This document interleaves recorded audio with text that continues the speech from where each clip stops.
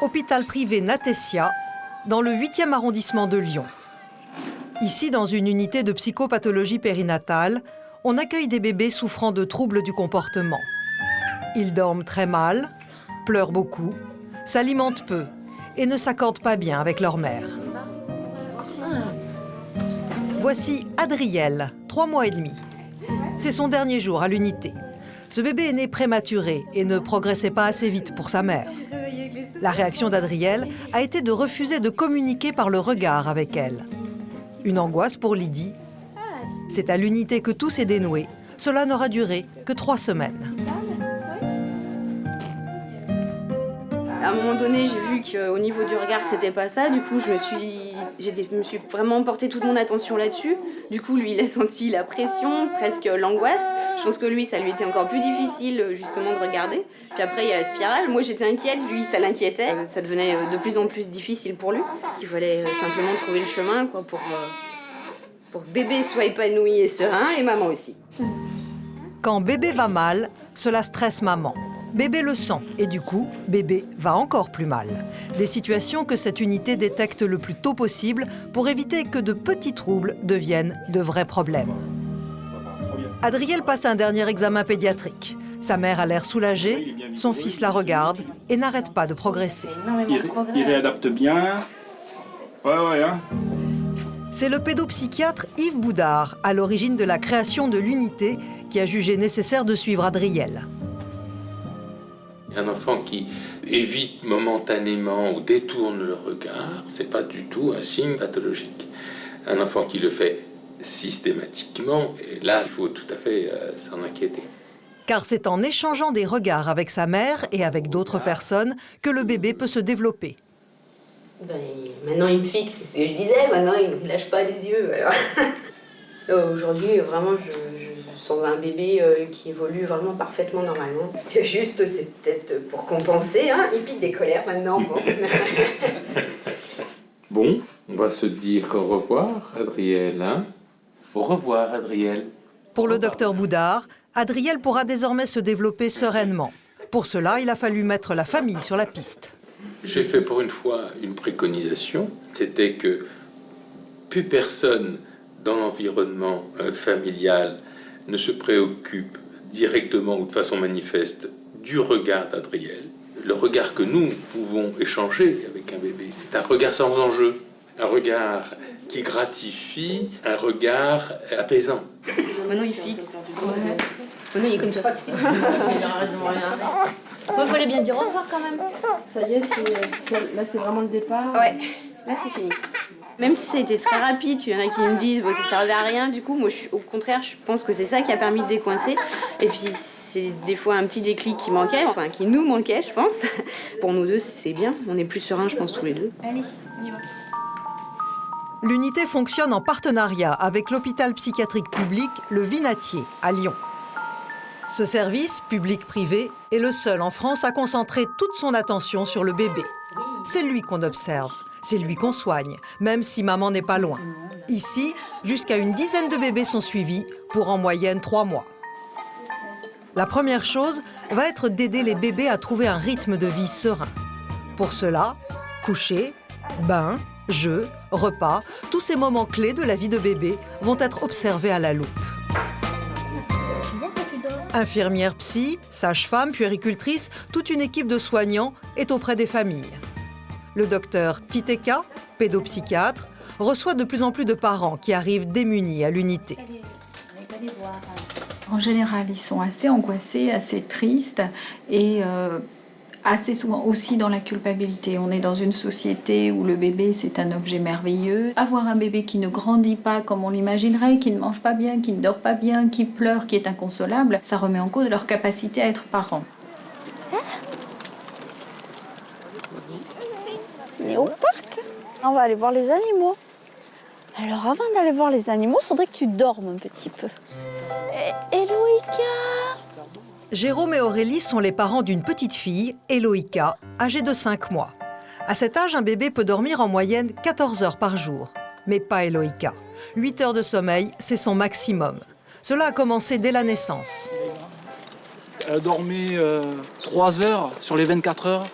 des fois 3-4 heures, on va dire, sur les 24 heures. Et elle faisait que pleurer, que pleurer, que pleurer.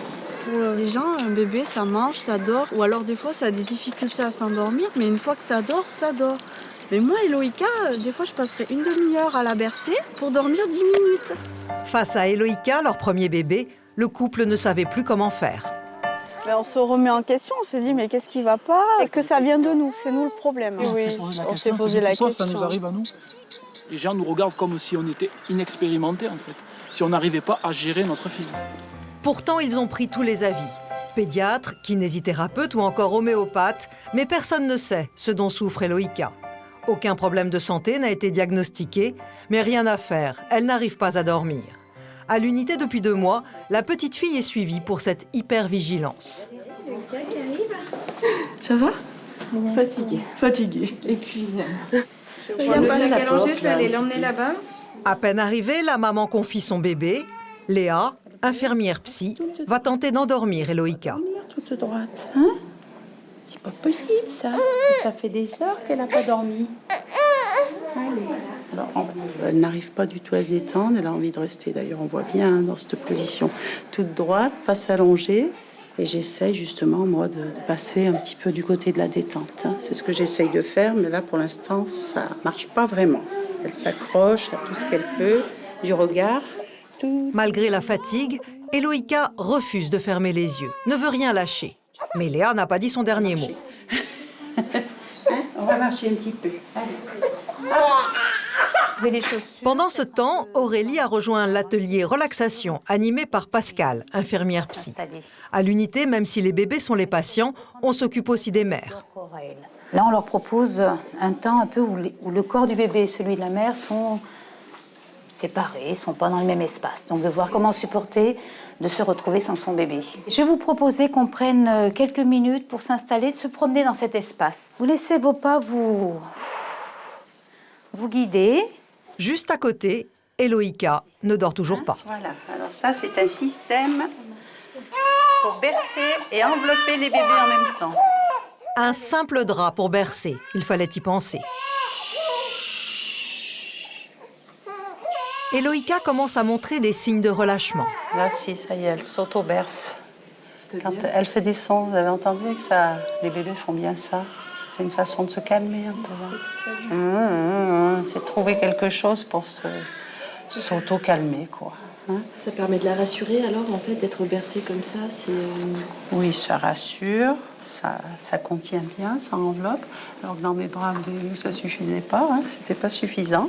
On essaye de lui donner justement des moyens de se calmer, hein, parce que c'est ce qu'il faut qu'elle trouve elle-même. Alors bon, là, c'est déjà un petit peu plus loin des bras, un peu plus éloigné, on va dire. Hein.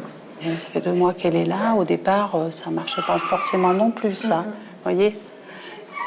Je trouve qu'elle s'apaise vite. Oui, elle s'apaise vite. Hein, ouais. Oui, mais le sommeil ne la gagne toujours pas. Ah, ça va? Côté mère, l'ambiance est détendue, mais Aurélie n'a pas tout à fait décroché. Oui, je l'entends. Hein. Je l'entends, donc c'est vrai qu'on se dit peut-être qu'elle n'arrive pas à dormir. Et j'aimerais que quand même ça dure moins longtemps. Hein. Oui, oui. C'est vrai que c'est difficile, même à 2. Ah oui, même à 2. Des fois, je suis toute seule aussi. L'important, c'est qu'elle dorme un peu, ouais. Eloïka est sur le point de s'endormir, mais sa mère ne peut s'empêcher d'aller vérifier. C'est plus fort qu'elle.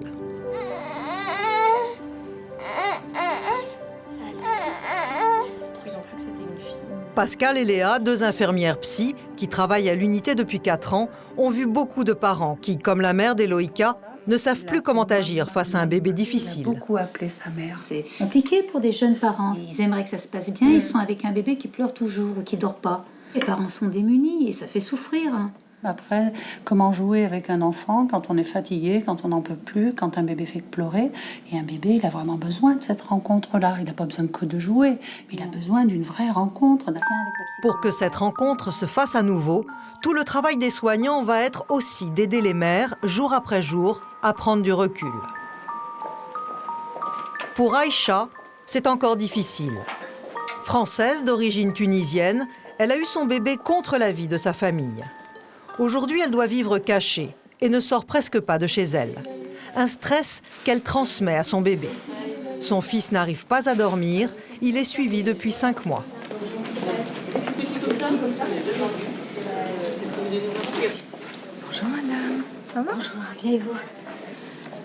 Tu fais dodo? Oh, tu fais dodo? Parce que là, ça faisait, je dors une demi-heure, je me lève 2 heures, je dors une demi-heure, je me lève 2 heures.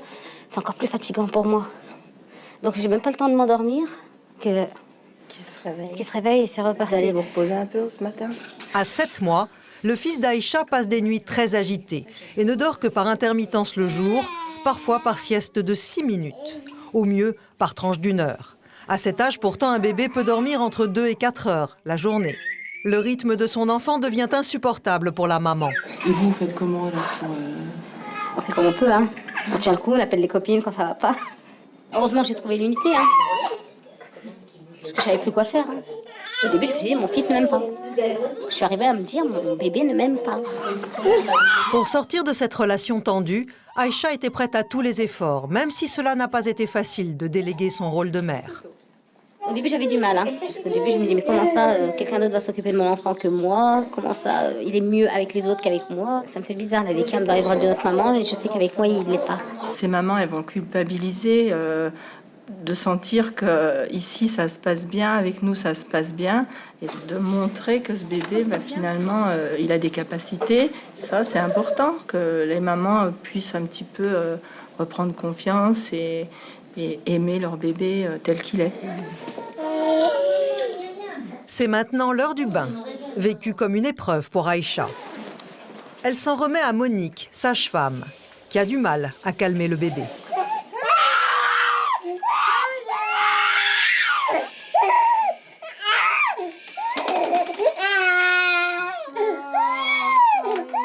C'est un bébé qui est tellement fatigué qu'il n'arrive pas à se poser. Il se calme tout d'un coup, il reprend ses pleurs. C'est un bébé qui est toujours sur le qui-vive, quoi. C'est toujours très tonique. On va sortir? Oui, on va sortir. On va sortir? Allez, attention. 1, 2, 3. Hop là! Hop là! Allez, c'est le moment que... C'est en sortant de l'eau, quand il se met à bouger dans tous les sens, je le bats ici. C'est ça que je préfère, limite, quand on donne le bas ici.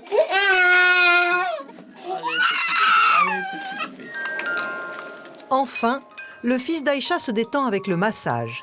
Sa mère analyse la situation. Là, il se laisse aller. Avec moi, il serait déjà retourné. Il n'arrêterait pas de bouger, quoi. Il gigoterait dans tous les sens. Je suis moins patiente, forcément. Et donc, lui, il doit le ressentir, il n'est pas bien. Donc, j'ai envie que ce soit pour lui un bon moment de détente, pas un moment de stress. Attention la tête, attention. Hop là, coucou. C'est tout, c'est tout, c'est tout, c'est tout.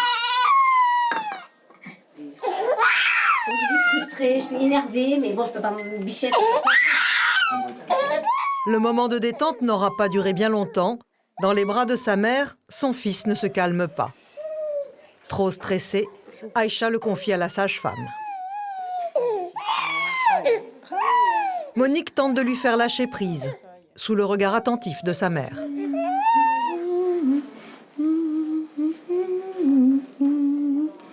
Tu veux tout regarder, mais tu devrais faire dodo. La la la la la, la la la la la. Il avait du mal à fermer les yeux. À un moment, j'ai détourné mon regard, justement, parce qu'il fixait son regard dans le mien pour justement ne pas lâcher. Au bout d'une demi-heure, le fils d'Aïcha s'est endormi. Sa maman en profite pour faire une pause. Avec une autre mère, Sabine, elle ne peut s'empêcher de se dévaloriser. On se dit, on s'y prend mal, on ne sait pas comment faire. Enfin, surtout moi, c'est mon premier, c'est mon dernier. Je me dis, c'est pas... Je sais pas faire, je suis pas douée. Je me suis posé la question plusieurs fois, mais bon... Ils n'ont pas la parole, hein. C'est un peu compliqué de savoir ce qu'ils ont quand même. On essaye d'interpréter, mais on fait des suppositions, mais on ne sait pas, quoi. Est-ce que c'est nous qui leur transmettons? Est-ce qu'ils sont nés comme ça? Enfin, ils sont nés comme ça, mais pourquoi? Comment? Je suis obligée de le garder, de supporter. C'est sa maman, hein. Bah oui, hein. De toute façon, si c'est pas moi qui le supporte, qui va le supporter à ma place? Personne. Personne. Sabine, elle, rencontre un autre problème avec sa fille. Charlie, 11 mois, dort, mange, ne pleure pas, mais elle présente des troubles du comportement importants. Pour l'instant, aucun diagnostic n'a été posé, mais dans le service, on s'accroche pour Charlie. Depuis 5 mois, les soignants travaillent pour qu'elle réduise son retard psychomoteur. retrouvé le singe.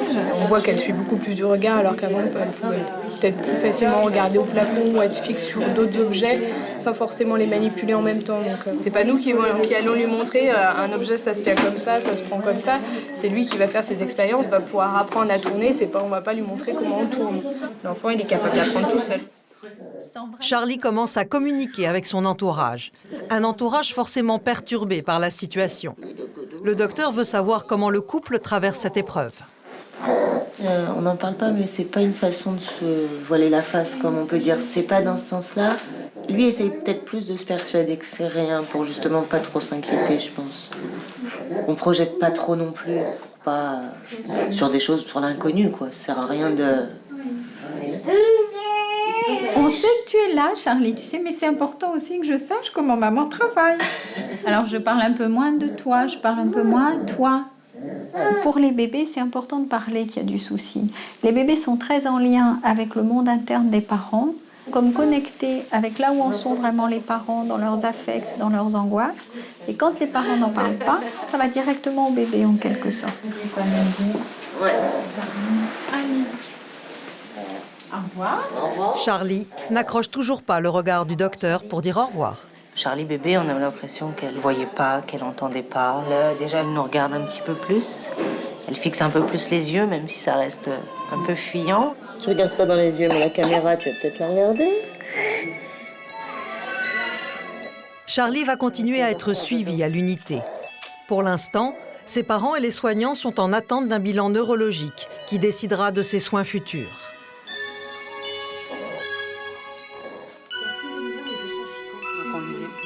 Après seulement 10 minutes de sommeil, Eloïka s'est réveillée en pleurs. Sa mère ne peut s'empêcher d'aller auprès d'elle. Profitez-en, madame, allez vous reposer. Les soignantes vont travailler avec elle les moments de séparation, à la demande du chef de service. Le docteur Boudard a souhaité que vous preniez un petit peu, qu'il y ait des moments de séparation entre vous et Eloïka, que vous puissiez vous reposer, hein, et puis que pendant ce temps-là, l'équipe, justement, intervienne au plus près d'Eloïka. Vous essayez, ok? D'accord? On s'en occupe de votre fille. Je suis toujours avec Eloïka tout le temps, et ça fait drôle, là, de la laisser ne serait-ce qu'un quart d'heure. Non, mais c'est bon, ça va. C'est pour permettre à madame d'aller un petit peu, d'être seule, hein, sans son bébé, de lâcher un petit peu sa petite fille. Tout enfant a besoin à un moment de pouvoir faire ses propres expériences, de se séparer. À 5 mois, un bébé a besoin d'avoir ses temps de jeu, ses temps d'éveil, ses temps où il est un petit peu seul à rêver. Ça, c'est important pour un bébé. Lâcher prise. Après une séparation, mère et bébé pourront mieux se retrouver. En fait, c'est la première fois depuis la naissance de sa fille, il y a 5 mois, qu'Aurélie a un moment pour elle. Ça fait vraiment bizarre. Je suis toute seule sans pousser ma poussette. Il y a un petit manque quand même.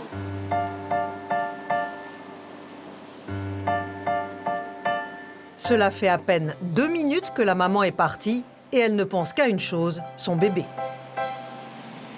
Je vais en profiter pour aller à la pharmacie chercher pour les dents de Eloïka. Et la course à peine finie, alors que rien ne l'y oblige, Aurélie pense déjà à retourner à l'unité. Mais là, il pleut, donc c'est vrai que je vais raccourcir la sortie. Et puis, ça va bientôt être l'heure de manger, donc c'est vrai que je ne vais pas faire retarder mes collègues non plus pour le repas. La sortie n'aura duré qu'une demi-heure. De son côté, Eloïka est réveillée, mais miracle, elle a enfin dormi.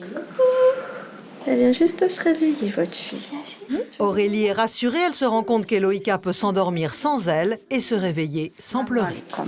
C'était pas long, mais c'est beaucoup pour moi. Elle est calme, elle est reposée.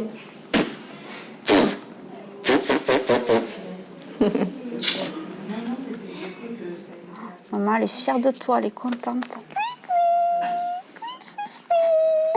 Qu'est-ce que tu fais? Ce qui peut être banal et normal pour certains parents, Pour moi, voir ma fille reposée, détendue, calme, à jouer comme ça, c'est quelque chose de magnifique, de merveilleux et c'est génial. Comme la mère d'Eloïka, Aïcha s'est absentée de l'unité sur les conseils des soignants.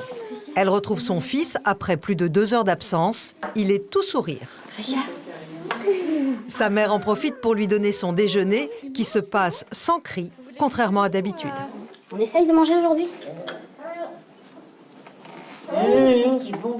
Tu vois quand tu dors? Regarde Sabine. Je sens bien, je sens pas tendue. Je suis contente, je dis que ça évolue. Il n'y a pas de raison. Aujourd'hui, le repas du fils d'Aïcha est filmé. La vidéo permet aux soignants de voir comment mère et bébé s'accordent dans cet échange. Le film est ensuite visionné en réunion avec toute l'équipe. Le docteur Titeka repère tout de suite des signes de tristesse. Il y a très peu de regard de la part de à la maman. Il ne regarde pas non plus tellement la cuillère. On a l'impression à certains moments qu'il mange ce qui se présente, mais sans même regarder ce qu'il mange. Parce que quand on voit les tout premiers repas, où c'était quand même une maman qui était agitée et un bébé qui tournait la tête, qui n'arrêtait pas de bouger, et les repas ne pouvaient pas se faire. Alors que là, bon, ils peuvent être quand même un peu ensemble. Le repas est un moment clé de l'échange entre mère et enfant. Quand cela se passe mal, cela révèle que la relation est difficile. Pour l'équipe, ce visionnage est un moyen d'analyser le rapport mère-bébé. Ça nous parle aussi de la manière dont ils se rencontrent. Avoir du plaisir à être ensemble, par exemple la maman va goûter ou pas le plat, va transmettre que ça peut être bon, ça peut faire envie, ça peut être du plaisir. Un bébé qui fait l'expérience de se nourrir, de repérer qu'il y a des goûts différents, d'une certaine manière, c'est un bébé qui va se mettre à penser que dans le monde, il y a des choses différentes et que tiens, ça vaut le coup de goûter. Il y a tous ces éléments-là qu'on va pouvoir observer. Depuis 4 ans, plus de 150 bébés ont été admis à l'unité et la moitié d'entre eux n'a pas eu besoin de suivi à leur sortie. Un espoir pour Jérôme et Aurélie qui commencent à mettre des mots sur le malaise de leur fille, même si cela n'a pas été facile à accepter. On ne s'attendait pas à voir un enfant qui a un trouble psychologique. On ne s'attendait pas du tout à voir ça. Bon, c'est des cas très rares quand même. Bon. Du coup, on n'a pas le choix, on est obligé maintenant de faire avec. Comme on m'a dit, Loïka, elle est comme ça, votre fille elle est sensible, hyper vigilante. Elle a beaucoup peur de l'environnement, elle a du mal à s'endormir, à gérer son stress. Il faut vivre avec, il faut que ce soit vous qui l'y aidiez. Eloïka devra continuer son suivi à l'unité 3 fois par semaine. Pour l'instant, l'équipe n'a pas encore trouvé la clé pour qu'elle arrive enfin à trouver son rythme de bébé. Pour être encore au plus près des familles, l'unité devrait ouvrir une hospitalisation à temps plein d'ici quelques mois. C'est pas les petits chats sauvages, regarde, les petits chats.